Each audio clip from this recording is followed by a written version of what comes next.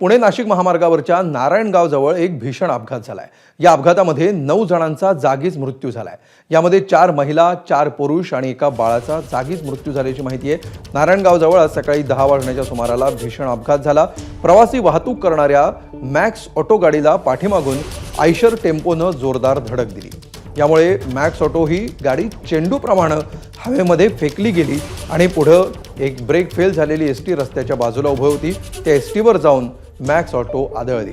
या अपघातामध्ये आयशर आणि मॅक्स ऑटोचा अक्षरशः चुराडा झालाय। स्वतः चालवणाऱ्या चालक पासून तर जवळजवळ 9 लोकांचा आता मृत्यू झालेला आहे।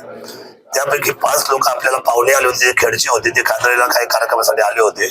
त्याच्यामध्ये महिला आहेत आणि जे एक महिला जी आहे आमची मुस्लिम भगिनी, तिचं एक छोटं बाळ 2 वर्षाचं, ते पण ऑफ झालेलं आहे। बाकीचा संघर्ष चालू आहे। 9 पैकी बाकीचे जे 7 लोक आहेत त्यापैकी 2 अजून सिरियस आहेत।